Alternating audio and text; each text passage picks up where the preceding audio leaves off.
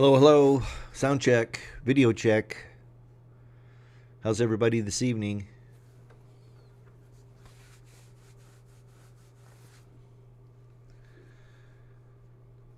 Hope everybody had a great week. We'll get started here in a minute. I usually like to wait till I like to give people a few minutes to get connected before I get to the heart of the content.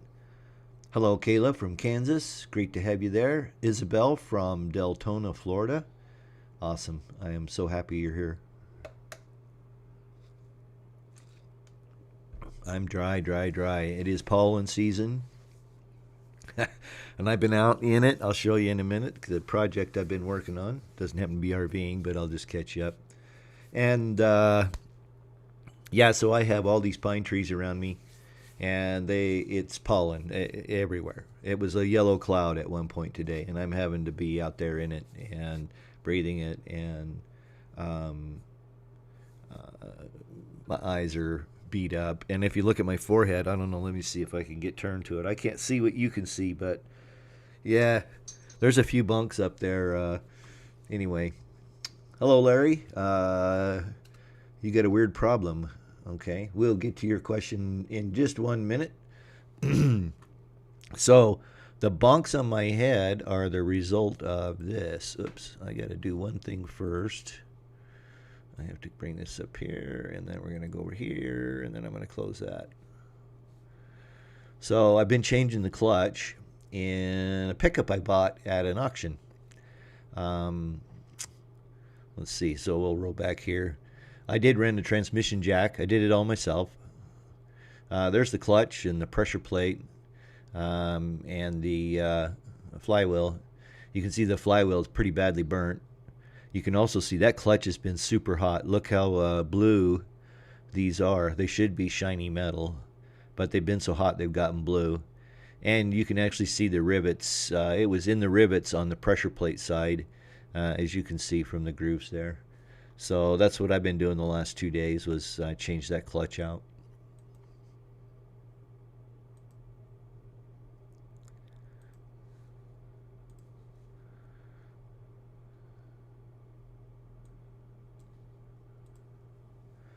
All right, so loads of fun. Loads of fun. Okay, Larry, I'll get to your question in a minute. Hello, RVing in Destin from Dallas. Awesome, thank you. Aaron, of course, out in Amana, Iowa, and our moderator for this evening, work camping in the Amana colonies. So if you get out to Iowa, you want to go see Aaron. He's a super nice guy. He does this for free, and he's also very knowledgeable, as is Larry McBride and several other viewers that come on. And that was the idea behind this, is to bring people together. Some that were new, and then some like me and Larry and Aaron, and that have been RVing for many, many years, and try to help you answer your questions. So anyway, we'll get going. E squared. It was okay. I have changed clutches before. Let's see. Can you see? I don't know. Can I get this in here where you can see this? I don't know if I can turn my arm funny enough or not. Anyway, there's a big scar right here. And in 1980, I was changing the clutch on a car I had, and it fell on me and broke my arm. One of my buddies, when I posted pictures on Facebook and over on Instagram, by the way, if you want to follow me on Instagram, there's a link in the description. I do post pretty regularly. Well, I try to over on Instagram. But anyway, his smart comment was, "And you didn't break your arm." Yeah, well, and the check's in the mail, Aaron. All right, let's get to it tonight. Larry has the problem that he wants to talk about. And he says he's got a weird problem with camping this past week. At the end of the weekend, I had wet spots on the floor back by the bathroom in the middle of the floor. Ooh, no roof leaks. Was hooked to city water. Larry, you might want a leak check. And the only way to really do a good, thorough leak check is by using your pump. So throw a little water in your holding tank, disconnect the city water, turn on that pump, and see if it keeps cycling. If it does, then you got a leak somewhere. The water lines may run under the floor, and so it may be soaking the floor from the bottom. Another place obviously would be to look in your compartments. If you can see back where the water lines are, oftentimes they're tucked in where the holding tanks are, and so they're kind of hard to see. Like on mine, one side there's a pegboard which you can see over the top, which is nice because you can see if there's anything leaking. But yeah, I would do a leak test and make sure that you don't have a hidden leak somewhere causing a problem in your rig. Okay, next up, Julie Gage, who is a regular viewer and is on the stream tonight, sent me a lovely email with 5 questions, and so we're going to work through those real quick. Her first one is that she has a 2005 27-foot Jayco Greyhawk motorhome with dual rear tires. I do not have leveling jacks on the motorhome, so I've been using the Lynx levelers. First question is, do I use the levelers on both tires, one side, or just the outside? It's best if you could do it on both. At a minimum, do it on the inside, not the outside. The reason is because you're supporting the weight. You don't want to support the weight on that outside tire.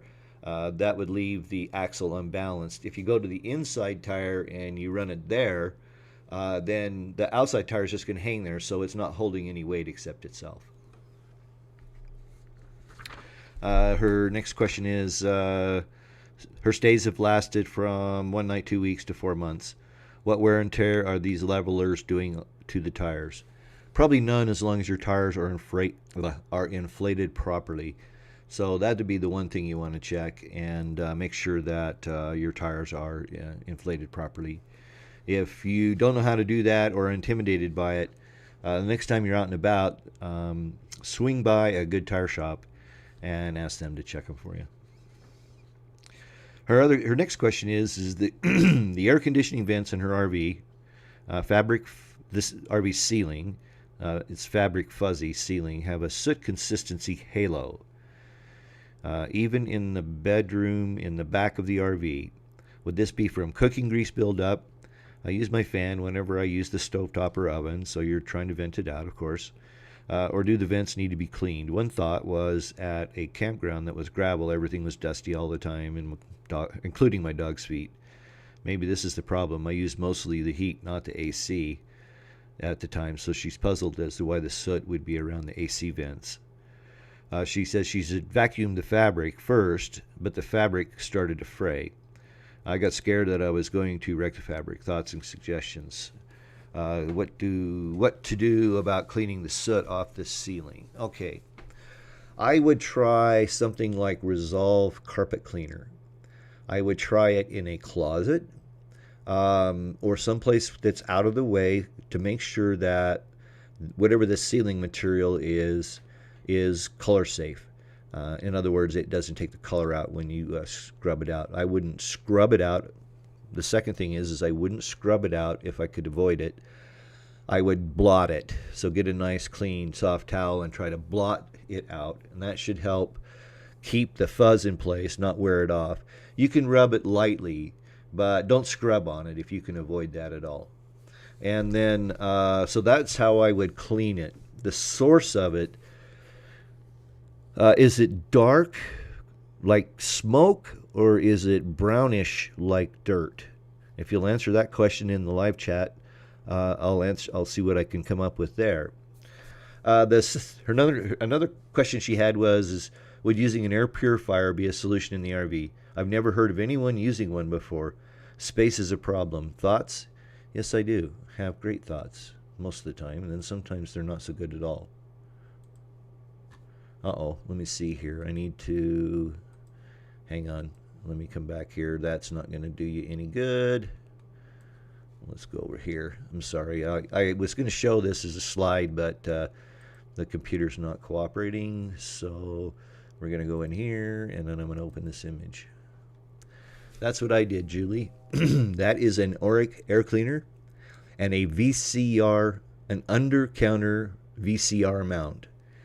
And that Auric air cleaner has saved me more times than I can count. I was up in Challis, Idaho, in a very smoky area. There was a fire nearby, And in fact, you couldn't see 40 feet outside. It was so smoky. And so all I did was I just closed up all my vents, all my windows, and everything. And I fired up that air cleaner on full blast, and it was actually tolerable. But if you walked outside, your eyes would burn. So you might find something like that. It's fairly small. It's probably maybe 20 inches long. It's about the width of an old VCR plus maybe 4 inches, whatever that was. So let me come back here for you. And so that's one option. The other option might be to get one of them that stand up. I actually have one of those here in the house. And but you could get a small one. You don't have to get a big one, right? And then use Velcro or double stick tape and just tape it to like a countertop, or tape it someplace where it's just over and out of the way. I'm full of pollen, so I'm going to be full of phlegm tonight. Just a minute.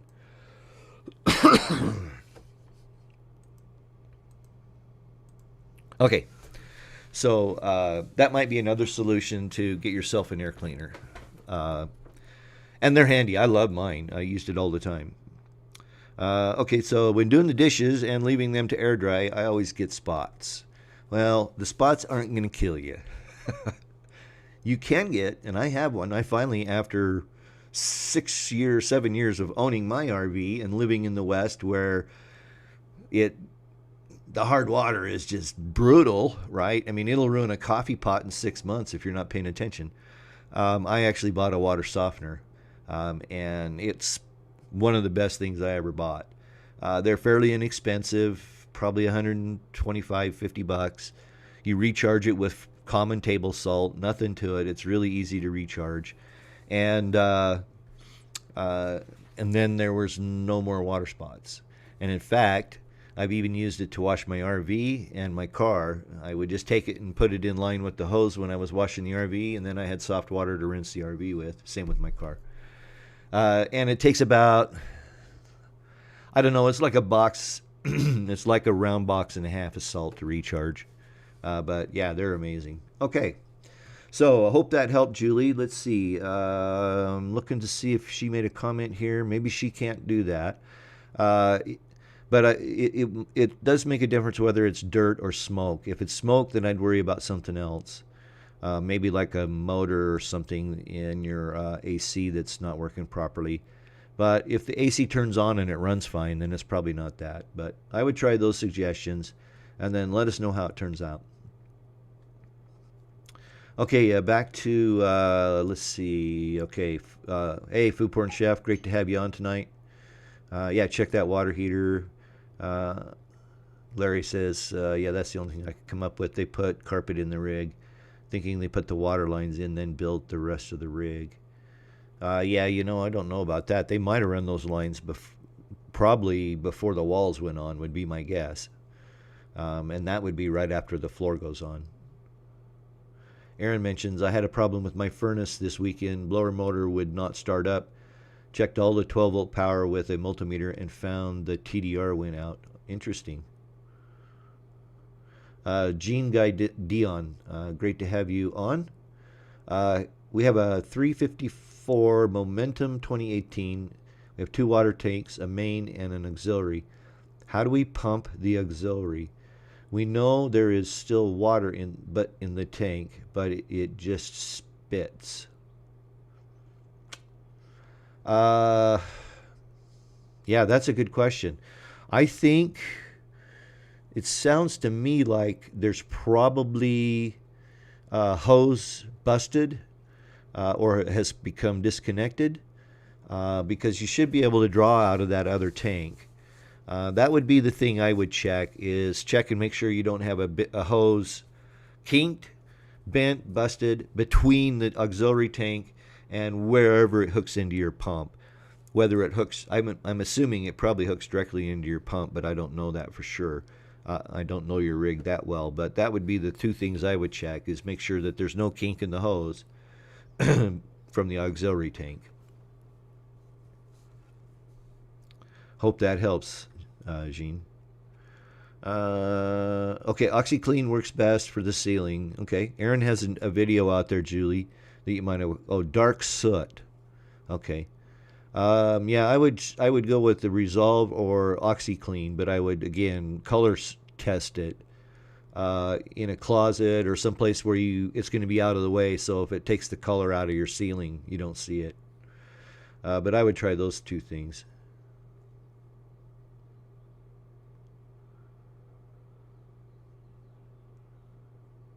Okay. Let's see. Alrighty. Oh, Aaron, what you're not seeing what? Okay, so Food Porn Chef, he uses an air purifier in his Honeywell small circular one, and it helps with his allergies. Yeah, that's probably a good point. I did not make tea tonight, Sue. I am drinking water because I was outside working all day and for the last 2 days, and so I think I'm a little dehydrated. I'm pretty tired.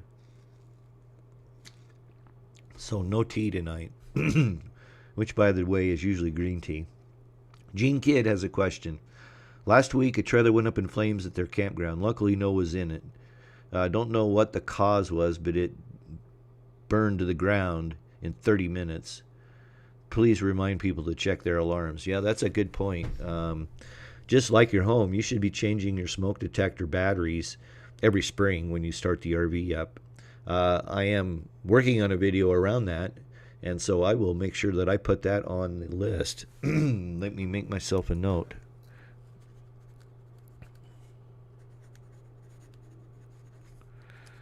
Thanks for the reminder. That will be in that video for sure. Oh, you weren't seeing the picture of the air purifier. Okay.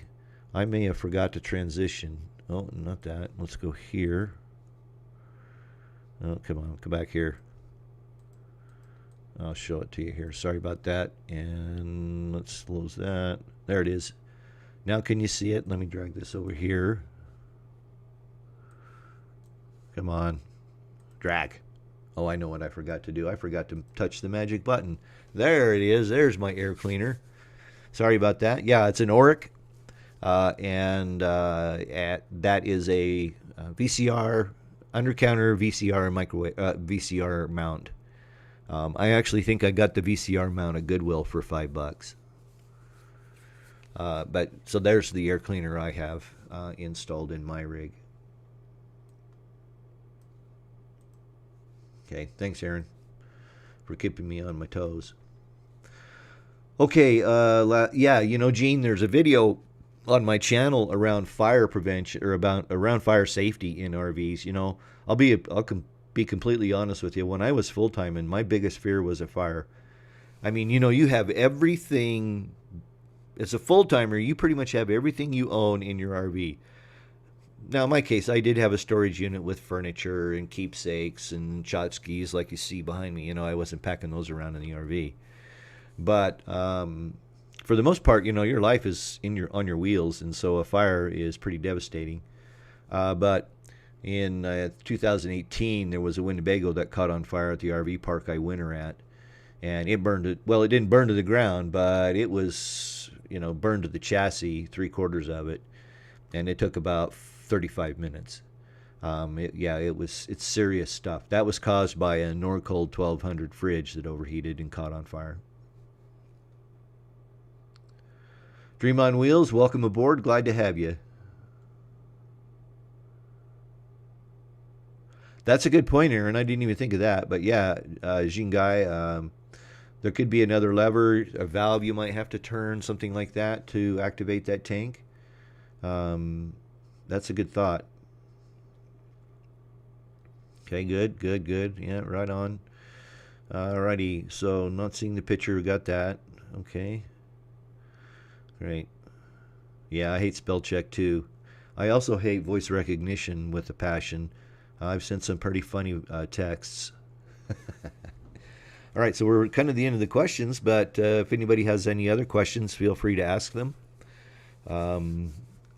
It usually takes a few minutes for people to come together and get their questions on, but we've had some pretty good successes the last couple of weeks with the live stream. We've answered quite a few questions for people and got them some help. The guy with the motor for his slide, That's what it's all about, right? That's what we're trying to do. And that's a good point too, Aaron. If you see somebody in the chat you don't know, click on their name. They might have a channel, and you might find it interesting. Yeah, I try to cross promote as much as possible, particularly small channels that I'm watching. Timothy, great, great, great. Glad to have you in here. Yep, that was you. And did you get it installed? Everything working great?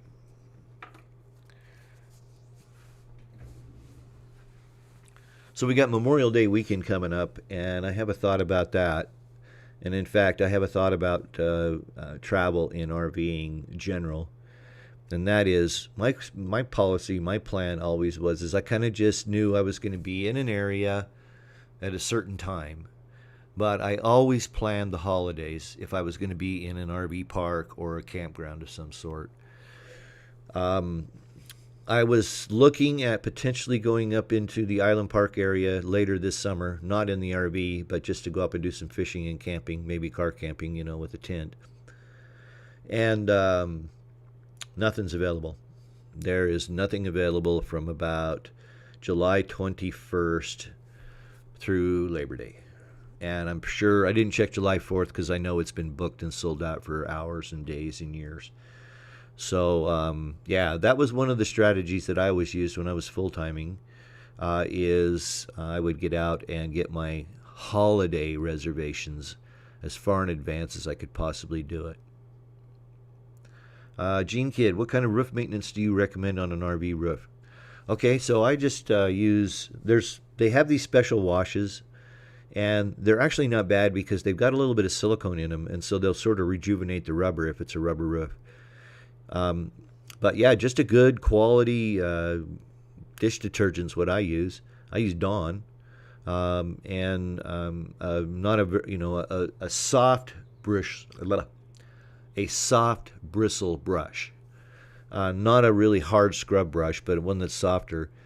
And go around and just scrub it lightly, get the dirt off of it, any mold or mildew or anything else that's on it.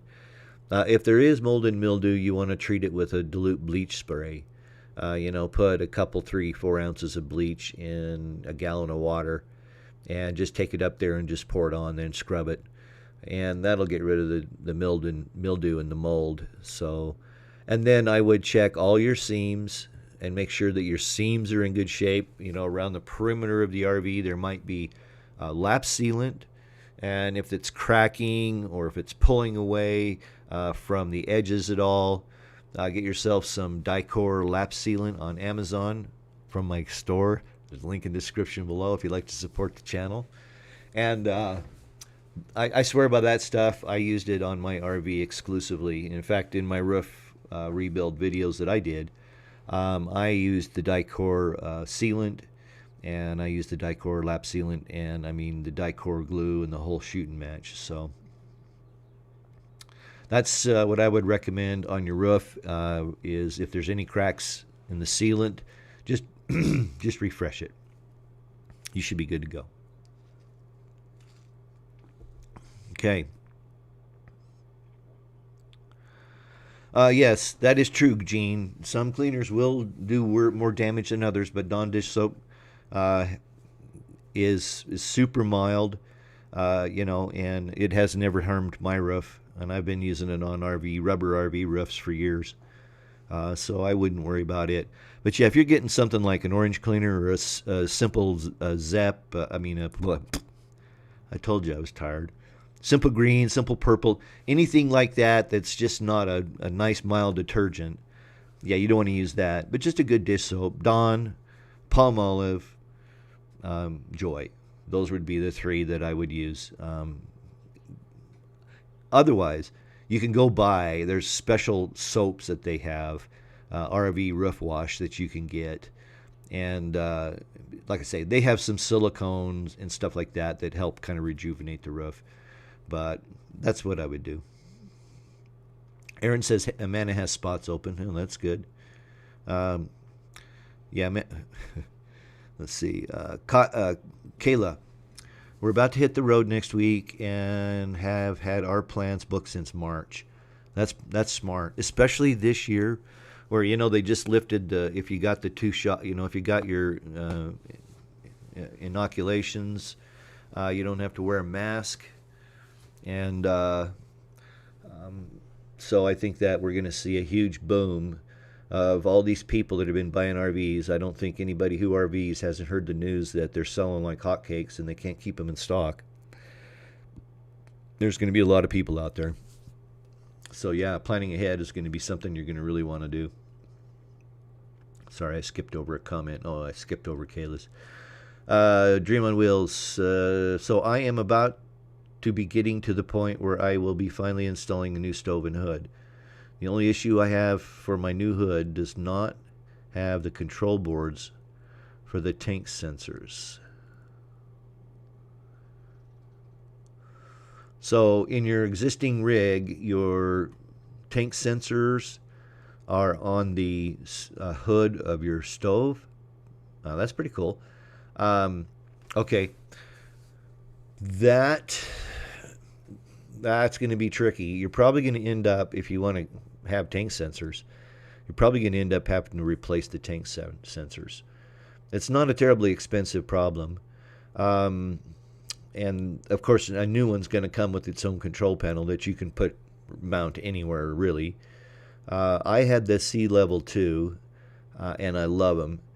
The nice thing about the C Level 2 is that it's capacitive, and it's a fancy term for saying it can detect the level of fluid, water or poo or gray water or whatever it is, drinking water, through the wall of your holding tank.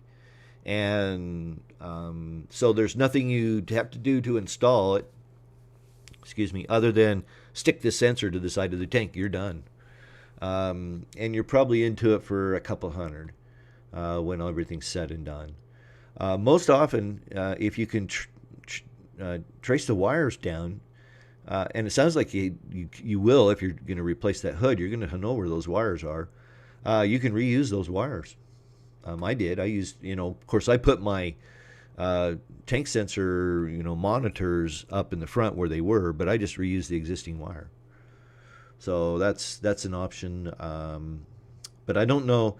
The problem is that your tank sensors, it depends on the tank sensors. If they're the probe type, so you'll have to look at your holding tanks. But if they're the probe type, so that's the little metal probe that sticks through the tank, then you could go pick up the head end, the control panel for any 3-level tank sensor like those, like in most travel trailers and some RVs. You should be able to use any control head for that, and so just pick out one you like. I mean, I saw one the other day that had Bluetooth in it. It would talk to your phone, so you could look at your phone and see what your tank sensors were doing. I didn't go that far, but okay, yeah, I think I answered that question too, Dream On. Was the C Level 2. I found it to be an excellent system. You're very welcome, Gene. There you go. Yeah, put your cleaning solution in a weed sprayer. Yep. Spray it on and you're done. Steve Triplett. Had a urine smell last year. Got rid of the smell last summer. Just used for 4 nights and the smell is back. They don't poo or put paper in the toilet. Flushed it and added 2 gallons of water with a half a cup of Boraxo and Dial. Okay. You only urinate in the holding tank.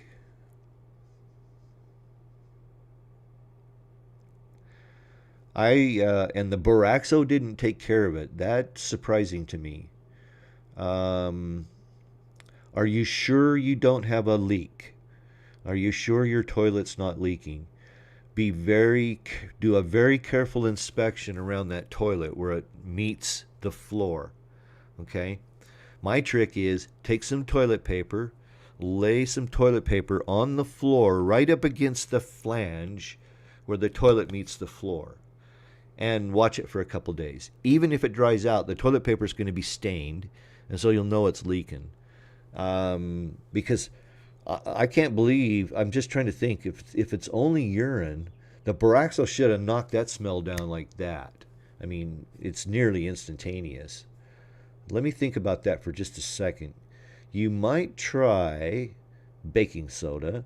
I would put a couple of cups in your 2 or 3 gallons of water and then use the tank like normal.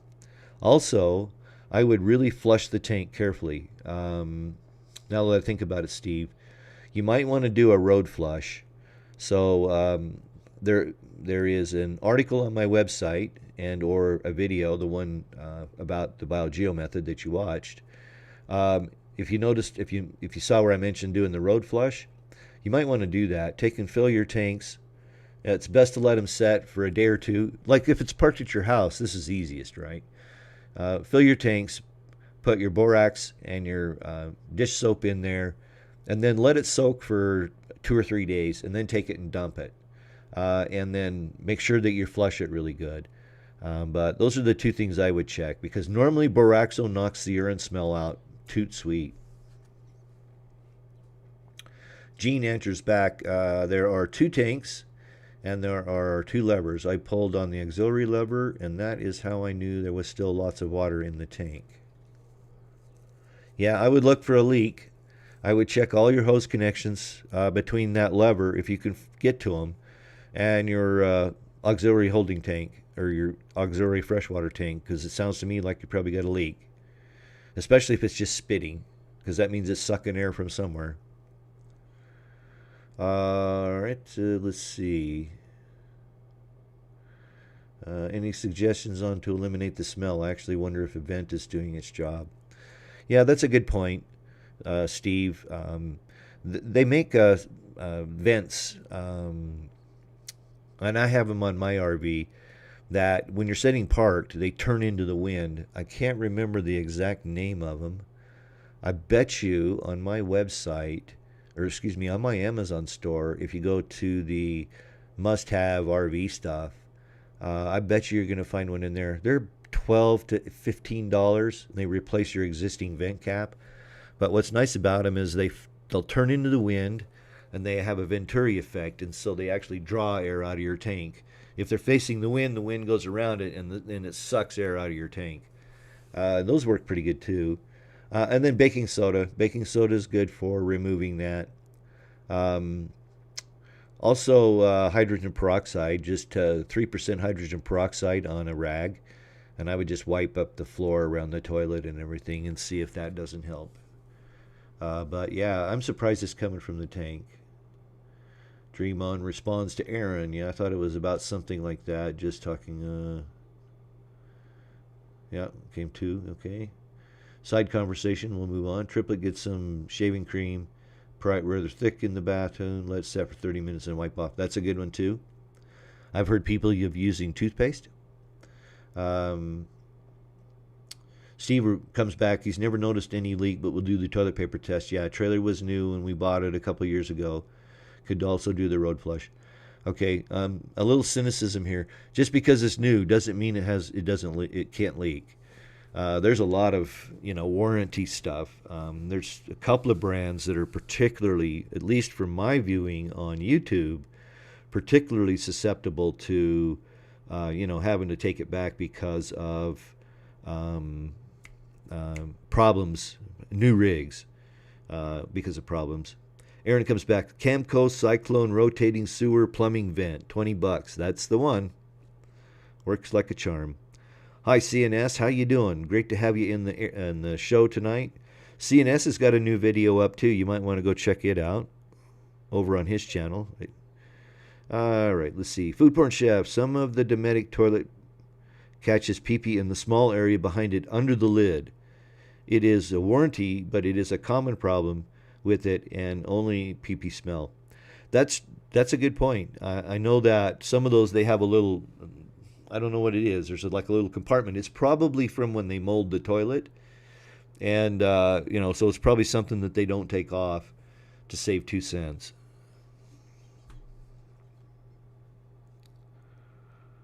Awesome. Okay. We got almost 30 people on tonight. I am so thankful for everybody that's on. If you have a question, be sure and ask it. Don't be shy. There's no dumb questions. The only dumb question is the one you're sitting there wishing you would have asked. So feel free. Otherwise, I have one more thing we'll talk about tonight, and that's low mileage. Lippert has one too. Okay, cool. I just happen to know I've used the Camco, but the Lippert, yeah, Lippert's a good name. You know, they bought HWH, the big jack manufacturing company. My RV has HWH jacks on it, and so that's why I know that Lippert bought them. I actually fixed the jacks on my aunt and uncle's 2006 Baystar, and I had to get a hold of Lippert to get the control panel for it because they were HWH, but Lippert had the control panel, thankfully. So, all right, we had a question come up a couple weeks ago, and I didn't get to it last week. We ran out of time, so I'm going to take just a minute and talk about buying an RV or anything. If you're buying a 3+ year old RV, 5+ year old RV, the mileage means a lot. And I don't mean low mileage. Low mileage tells me that RV sat a lot. And I'm talking mechanically now. The seals are all going to be old and crusty and dried out. The tires are probably going to have horrible flat spots on them. Everything about letting an RV set destroys it if you don't run it regularly. In a lot of climates, even in the West here where it's drier than dry, I mean, right now I think the humidity's 19%, you'll get moisture accumulating in your transmission, in your engine, in your rear end. All of the mechanical parts of this thing are going to get moisture in them. The only way to get rid of that moisture is to run it. And so I have an article on my website about winter maintenance, and that's why, and I talk about that in the winter maintenance article, that running that rig regularly helps keep the oil stirred up, and it helps keep the moisture out of it, and it'll keep rust out of the internals of the engine. But a low mileage rig is not one thing that I would consider for any rig that's older than 5 years. Now, how much is low mileage? 3 to 4, 5,000 miles a year, maybe somewhere in that range. You kind of have to just judge it for yourself. But a low mileage rig is not a good thing. If you find a rig like mine that's 16, 17 years old now, we're all getting older, I guess. I have 140,000 miles on mine. But I also do really regular maintenance. And I have a logbook. In fact, I have it right here. Hang on. I keep a logbook. And if you look at my logbook, of course it shows all my mileage. I know you're not probably going to be able to read this too well.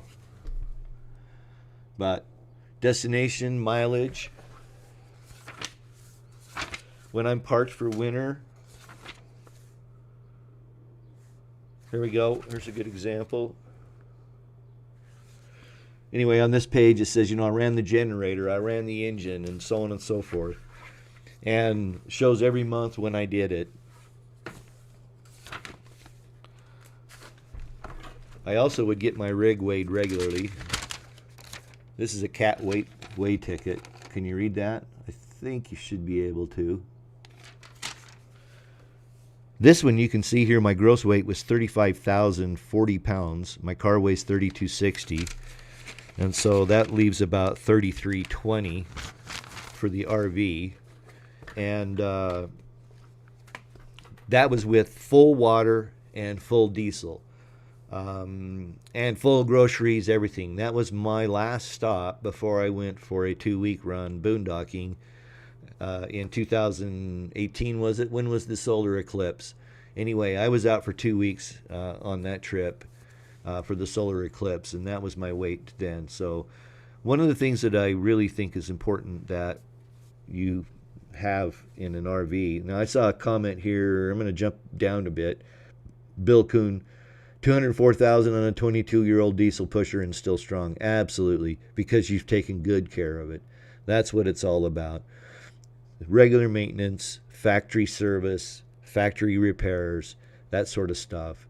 On the rolling chassis. On the interior, it's a different story. Every interior is going to age differently depending upon the quality of your rig. And I'm not going to sit here and call out specific rigs that I think are low quality. That's not the purpose of the show. I will say that, there are high quality rigs out there, and they show it after 16 years. I mean, 17, like my Newmar Dutch Star. It's still in really good shape. The only thing about it is the upholstery's tired. It's been used a lot. It's been set on a lot, so the upholstery's tired. Let's see. I skipped over a comment here, or 2 or 3. Yeah, exactly. Being used or just sitting around. So, I wouldn't put a lot of stock in low mileage. The problem with that is that the mentality of society is that low mileage is a good thing. You go look at RV listings. Low miles, 33,000 miles on a 2005 motorhome. That's a problem. I wouldn't buy that RV if you gave it to me. I want one that's got some miles on it and that had good records. Okay, so that was my side trip down the road to what about low mileage and high mileage, especially on RVs. The same thing kind of applies to a car. If a car is set in the garage for 12 years, it's going to be an oil leaking son of a gun. I guarantee you, as soon as you take it out and start driving it. The seals all get settled in place and they get hard because there's been no oil splashed up against them. And keeping your seals soft and supple, it involves the oil splashing against them. And anyway, okay, that's enough on that. We'll get back to our comments. Oh, you're fine, Gary. It's good to have you in tonight. Yeah, military days. Actually, I think this might be a throwback from when I was in. I somehow ended up with 4 or 5 of them. This happens to be the last one that I have, Aaron. I've moved over to moleskins.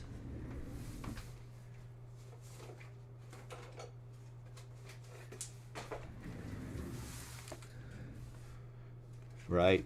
So these are your favorite moleskin, journals. And actually right there is from 2016, and that was an initial list of things I needed to do to get the RV ready to hit the road again after I'd lived in Denver for a couple of years.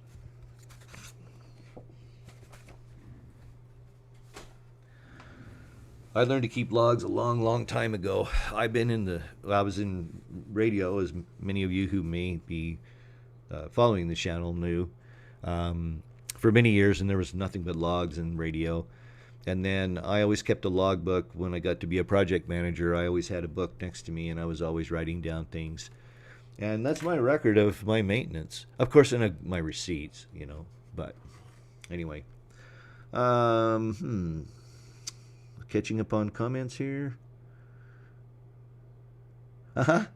Yeah, that's funny. Okay, Aaron. Yeah, so that's how Aaron found me. That would have been 2017, Aaron. So 4 years ago. Sorry, I bumped the camera. 4 years ago, when I had to get the motor replaced in my RV, which was an expensive experience, $28,000 and 10 days. Fortunately, I was close enough to my dad's that I drove the 550 miles to my dad's and stayed with him. Video on my channel, by the way. Larry comes back, Larry McBride. That's why I would like to get rid of my motorhome and get a trailer. Less work. Larry has this 87 Allegro with just over 70,000. That's not bad, Larry. Yeah, I mean, really, 70,000 tells me that thing's been used. And so, but you're right. If you have a towable versus a self-propelled Class A, B, C, it's like it's like having two It's like having two vehicles, having a towable or having a Class A, B, or C. Because not only do you have to maintain the RV part of it, you got to maintain the chassis part of it. And everybody wants a diesel pusher because they're cool. Well, you better have a thick wallet because they're expensive to fix, and they're expensive. Well, they can be expensive to maintain. I figured out a long time ago, if I went to Freightliner, because I have a Freightliner chassis, if I went to Freightliner to get my service, I got better service, I got a guarantee, so if something got broke, there was no questions asked, they fixed it. and I felt like that I was getting my money's worth. An oil change at the dealer for my RV was $250, and that includes oil filter, grease the chassis, all of that sort of stuff. And that wasn't bad. I didn't feel like. Good night, Gene. Thanks for coming aboard. We love having you here. Gary says he does log as well, but it's on Google Drive via phone or computer. Good point. Yeah, I think a lot of people are digital. I'm a Luddite. I love my paper. All right, coming up on 7:45. So if there's anything else people would like to ask, then did I miss a question from food porn? Let's go back here. Oh, okay. All right. Sorry. Good. Thanks, Sue. I'm sorry I missed your question, food porn. That's why I have multiple sets of eyes in here. What about lifting a travel trailer if it has a diamond torsion axle to lift it up for ground clearance? Want to boot it up like 4 inches. I don't think that's a problem. You're going to need new springs, right? Because they'll be leaf springs. But I've seen it done, and I just saw here last week around town here a guy who had obviously done that with his trailer, but he had it up about 4 inches, and it looked like he probably used steel tube and just built the cross members up and supported it up like that, and lifted it off the axle. And then it looked like he probably put 20-inch tires on it too, because it looked to be 6 or 8 or 10 inches of ground clearance under the axles at that point. And so yeah, I thought it looked cool.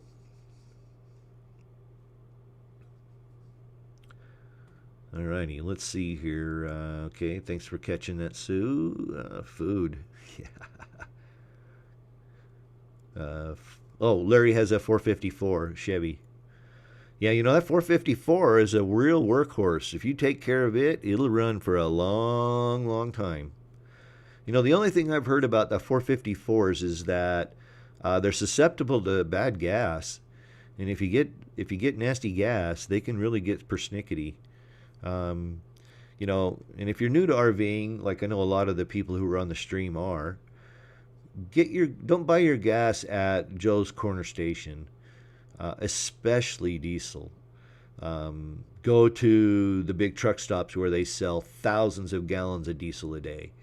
You're going to get fresher fuel that way. And anyway, that's my personal take on it. Gary Boyd, it makes it so easy when you want to sell it, as you can send it to people. Yeah, for sure. That's a good point.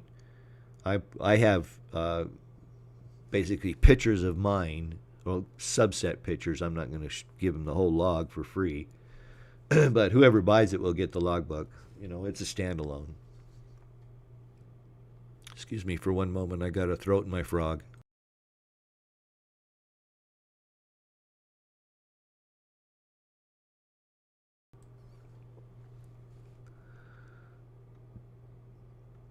There you go, Gary. Yeah, I've heard about that too. You can just flip the axle. Well, Food Porn says he doesn't have a leaf spring on it at all. Yeah. The problem with lifting them is the center of gravity goes up. So you're lifting the center of gravity. It could get sway a little bit going down the road, but the one I saw had leaf springs on it. Now maybe he added them, but it was an older travel trailer. It was a mid-'90s, early '90s travel trailer. But yeah, that's the thing about lifting anything, is that the center of gravity moves up, and it makes it more tippy. You have to go a little slower around corners, otherwise all the stuff inside's swinging around. That can be a real problem. I learned my lesson and quit putting glass anything in my overhead cabinets. Inevitably, you have to power stop, you have to panic stop, and everything ends up on one wall and falling out the door.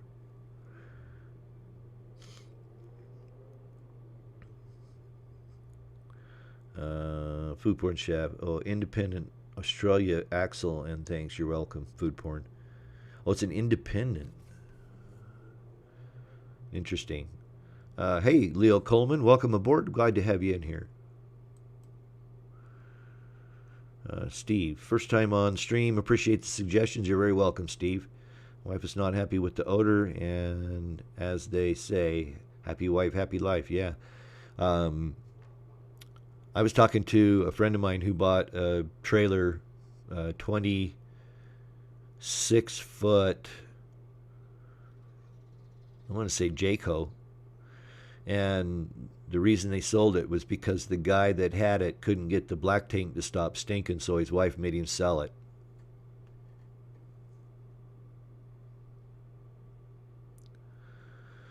Larry likes that gas no matter what kind, 5 to 7 mpg if you keep your foot out of it, out of the 4-barrel. Yeah, that's true. You know, even as heavy as my RV is, I would get consistently 8.5 unless I was bucking the headwind. And the worst I ever saw was 2 years ago from Cheyenne to Rock Springs, where I got 5.5. If you've ever driven I-80 from Cheyenne to Rock Springs, it's always into your face. It's a headwind.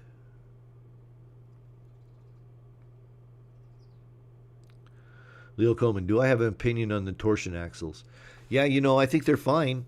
You want to watch your weight, though. You want to make sure that you're running under the suggested weight for your rig. But other than that, I think those torsion axles are great. But yeah, it's a good idea to know your weight. You know, that's kind of why I was showing you the weight ticket. It only costs you $12. Just go over to the nearest truck stop and swing in and have them weigh you. That way you kind of know what your weight is. It's also useful if you know your weight because then it's easier to figure out how much air you should be running in your tires. Because, you know, especially on Class A's and Class C's, not so much Class C's, but on Class A's where you're talking 30,000 pounds or more. It's a really good idea to get a 4-corner weight, get every corner weighed, but at a minimum, get the front and the rear axles weighed so you know how much weight you're carrying around so you can inflate your tires properly.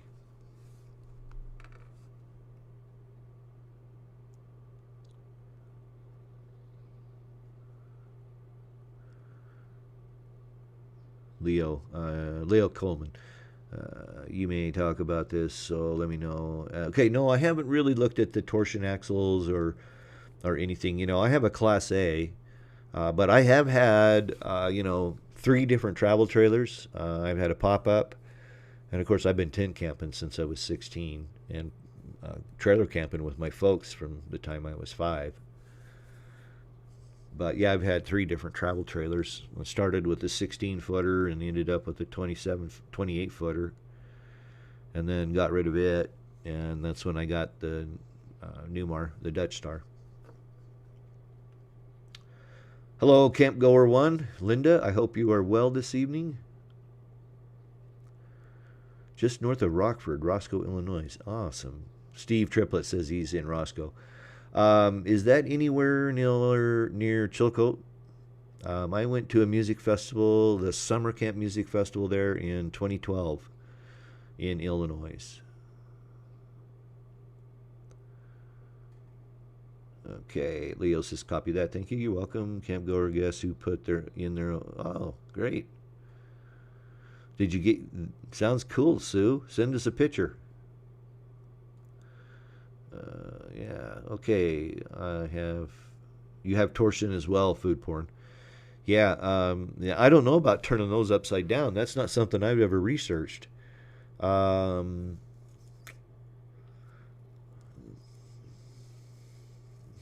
Yeah, I don't know. I don't know if it would be a big problem or not. Raising it up, I think if you didn't turn the axle over, you'd probably be fine. I think raising it up, I don't think it would be too big of a problem. Just 4 inches, that's not that much. So yeah, just from a logical standpoint, I wouldn't think it would be a problem.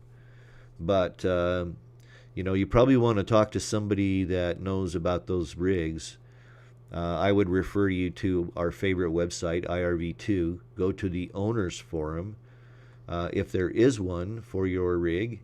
And if not, go to the travel trailer section and post a general question, because I think torsion axles, they've become a lot more popular than the old spring leaf axles. But if you get into multiple axles, you're probably going to have leaf springs just because of the weight involved. Okay. Let's see here.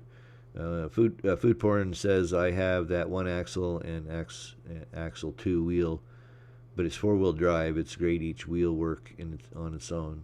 It's good backcountry. Yeah, I'll bet. You can gain I don't know how big the tires are on it, but you can gain a couple inches just putting taller tires on it. Go with like 20-inch 85. 85 235 20s. That's going to get you 5. That's going to get you 3 inches anyway, depending upon what tires are on it. Make sure make sure you're getting a tire that's rated for the weight of your rig, though. Let's see. We'll catch up here. We're coming up on the end. We're going to wrap this up here in a bit. Okay. So it looks like Camp Goer and Sue are having a side chat. Kids costing me money, but I'm still breathing. Yeah. Steve, south of us. Okay. 6 miles south of the Wisconsin border. Oh, that's corn country. Okay. Steve, thank you so much for being being new to the chat. It's awesome. Bill Kuhn, will be cleaning and resealing my EDPM roof this summer. Opinion on Dicor or other DIY? Well, I swear by Dicor. I mean, it is the best. It costs more, but it really works good. Now, CNS, who is in the chat here, I use Tropicool, and that's a Henry product. That has also been used a lot by a lot of people, but he actually used the Tropicool over metal. I'm not sure if Tropicool can go on EDPM. I would have to check that out. I do know that Brightech, the Henry Brightech, does go over EDPM, and all you have to do is just get the roof scrubbed nice and clean and roll it on like paint. And then, the average travel trailer, you could probably do the whole job, scrub the roof, do everything in 4 hours.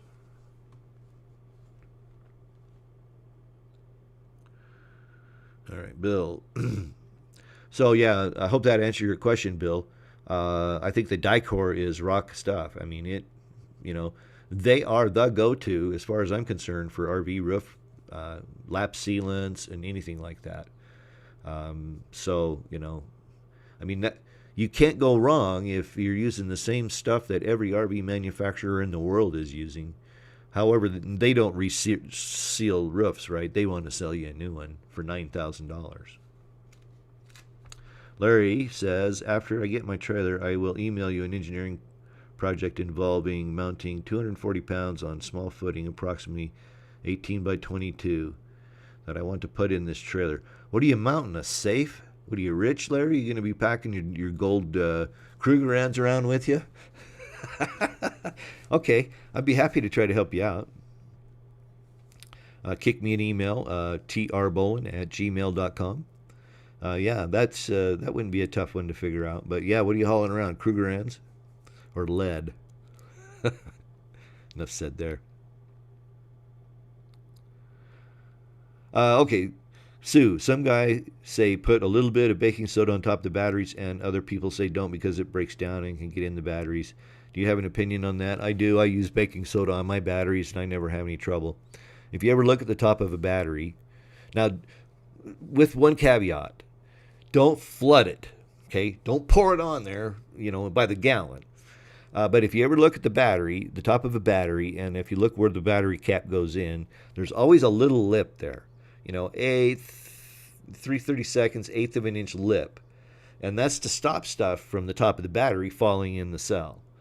If you put baking soda in your battery, it's going to foam like heck. It's probably not going to damage it, though, too bad, because you'd have to put a heck of a lot of baking soda in a battery like that to neutralize the acid.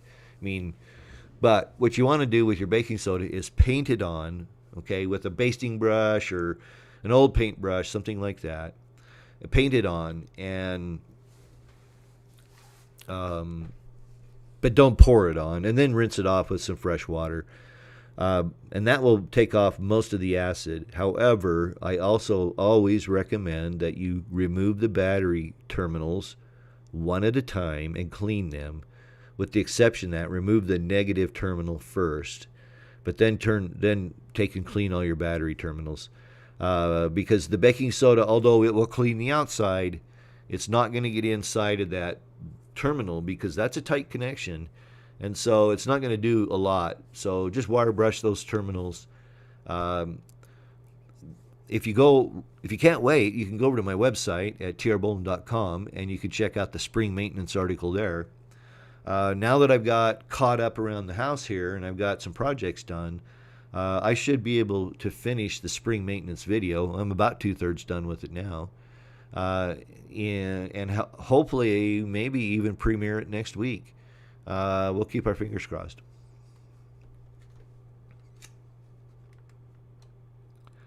Gun safe. Yeah, that's what I was thinking, Aaron. Leo Cole says yes, yes, yes. All right. Just so we know. I'm going to make sure we want to get that engineered correctly, right? Neil asks a question here. I need to put an awning on my fifth wheel. Any recommendation on where to start looking? I need everything. Okay, I have the Dometic 9000 series on my RV, and I love it. And you can buy the whole kit, lock, stock, and barrel. The only thing I think you're going to need are anchors, or some way to secure it to your RV. They make special anchors for that kind of stuff that work in fiberglass. But I like the Dometic. Atwood also has an amazing awning, but they're pricey depending upon how long you need. I just had of course, I was doing this on insurance. Do I have time? I have time for a quick side stupid story, a stupid TR story. I was dry camping near Bluff, Utah. I was out in the Valley of the Gods, if you happen to know where that's at. 2 years ago, I had been in Moab, and my normal routine is I would stay a night or two in an RV park, fill tanks, take a shower, do all that kind of stuff, right? Not that I didn't take a shower more than every 2 weeks, but that's beside the point. Anyway, and when I got to my destination at Bluff, I couldn't find my car keys. I used the what do they call it, the valet key, because I have to have my ignition on so the steering wheel's unlocked. So anyway, I got down there. I couldn't find my keys, and I tore things apart. So I called back to ATK campground. It's on the south end of Moab. Love the place. Great place to stay. Really nice people. And I said, hey, I lost some keys. If you happen to get some keys turned in, let me know. Well, they called me back 2 days later. Hey, we've got your keys. Oh, awesome. So I hurry up. I go jump in the car, and I haul rear to Moab, which is an hour and a half. Well, hour and 45 minutes. I get there. They're not my keys. I forgot. I was so excited. I forgot to identify my keys. Did they have this key fob? That kind of stuff. All right. So I go back to Bluff, and I get back, and my awning's laying about 100 feet away. Well, I was in such a hurry to leave, and I never would leave my RV with the awning out, and my wind sensor had quit working. I knew I needed to fix it, but anyway, it got ripped off by the wind. So that was an insurance deal. But so I had that professionally installed.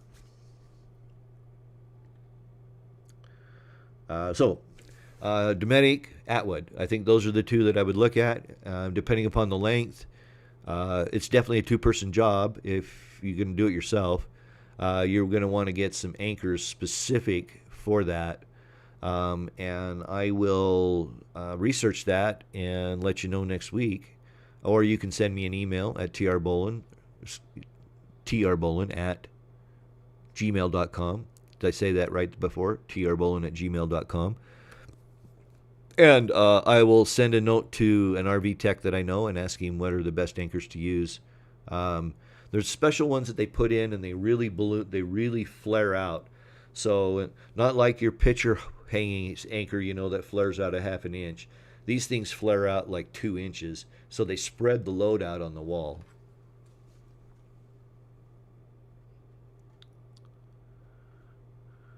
Okay, Leo. Unfortunately, they will be all locked and in some cases field stripped. But hopefully, we'll see it hereafter done. Yeah, check your carry conceal requirements crossing state lines. Don't go to Cali with your guns. Leo, yeah, okay. Mother-in-law.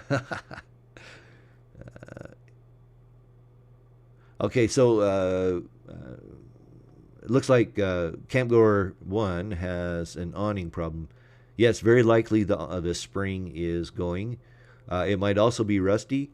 Get yourself some WD-40 or silicone spray and spray all the joints. Spray all of the pivot joints, spray up in around the ends, okay, where it attaches to the legs. Spray all those really good with WD-40, and that will help if those joints are dry. But yeah, it could be a spring, and to be honest with you, those are not replaceable. You would probably end up having to replace the awning.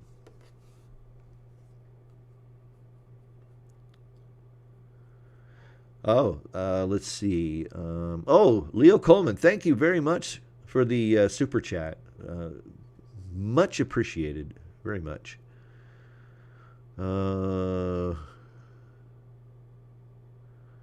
Yeah, I don't want it going through the floor or the wall. Yeah, that's a good point.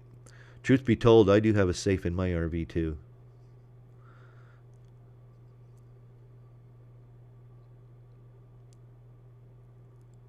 Okay, CNS says he's in the process of putting one on the schoolie.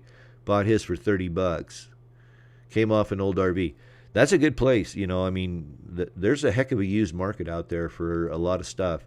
I've been using, I hate Facebook, but their marketplace has been helpful. Craigslist has kind of gotten lame. I used to be a big Craigslist guy. Gary, you're so full of yourself. I can say that because we email off the side. Alrighty, let's see. WD-40 fix just about anything. Yeah, that's true. I mean, it's worth carrying a can with you anytime you're out in your RV. Yes, thank you, Larry. Thank you, Leo. Don't mention it even though you did. Okay, seen your video with Van Vita. Oh, cool. Leo Coleman can use plumber pipe against the wall and all right, looks like we're degrading here a little bit. Let's see if rating is rolled back up. Okay, yeah, that can be a problem. Camp goer is getting it rolled back up, especially, but I would do the WD-40 trick on all of the joints, all of the turning motion things that you can get to from the outside, and see if that helps.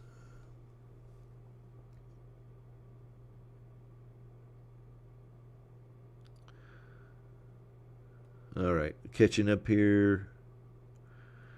Gotta have a safe for the pistola.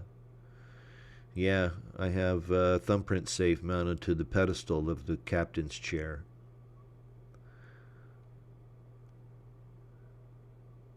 Yeah, well, if you're down in Cali, then you probably know your way around, I'm sure. Um, let's see. He says, "Oh, that's funny. That's where I live, is Cali, but I have all the rules nailed down for this state and a couple of others I will be traveling through. I used to do weapons for TV shows, so I try to follow." Yeah, and you only got 200 characters, but I think I got the point. Yeah, Leo, you know your way around. And, although the rules are pretty, if you're in the West, you're probably okay.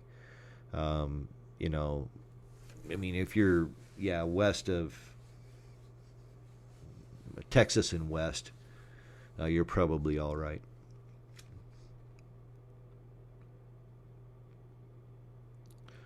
Okay. WD-40 is like Motron for people. Yeah, Motron. For sure. Thank you very much, Food Porn Chef. And with that, I think that is a good point to end. Thank you so much for the super chat and the funny kitty. Well, another great evening, another great live chat. I hope everybody enjoyed themselves tonight. I hope you found it entertaining. I do encourage you to email your questions in advance if you'd like to. That gives me a chance to do some research or go out and find some pictures that you don't see till somebody says you're not seeing them. But we'll get it right eventually. I'm tired, and so I'm going to go, I think, drink some water and call her an evening. Thank you much, everybody, for coming and watching this live stream tonight. And until we get together the next time, peace. Bye.